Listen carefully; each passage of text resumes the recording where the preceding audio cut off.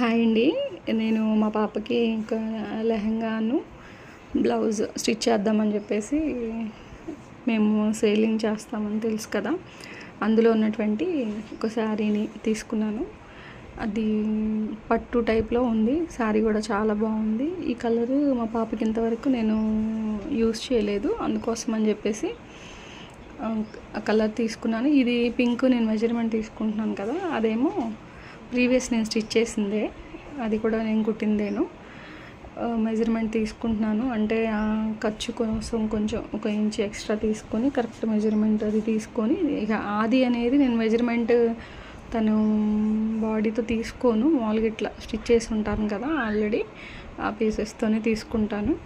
అది బ్లౌజ్ లాగా తీసుకొని పట్టుది చాలా షైనింగ్గాను, క్లాత్ కూడా చాలా బాగుందండి. అందుకోసం అని చెప్పేసి నేను స్టిచ్ చేద్దాం అనుకున్నాను కొంచెం ఫ్రీ టైం దొరికేసరికి.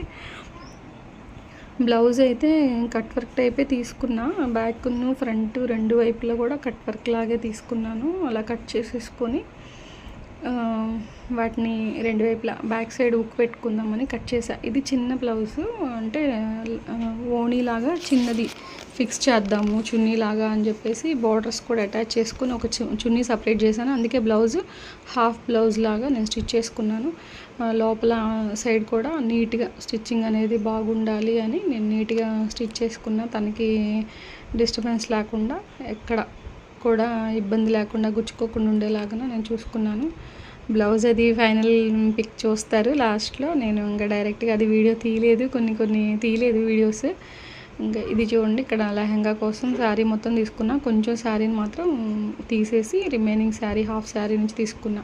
ఫైనల్ లుక్ చూడండి, బ్లౌజ్ ప్లస్ లెహంగా. ఇంకొకటి చున్నీ కోసం కూడా వేరేది ఉంది, అది నేను ఇంకా అటాచ్ చేయలేదు. అటాచ్ చేసినప్పుడు ఒక పిక్ అనేది నేను ఇంకొక వీడియోలో యాడ్ చేస్తాను.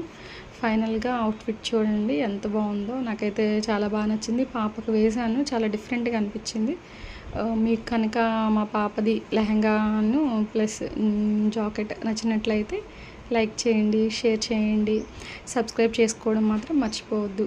మరిన్ని వీడియోస్ ఇట్లా చూడాలి అని అంటే సబ్స్క్రైబ్ చేసుకోవడం మాత్రం మర్చిపోవద్దు. Thank you.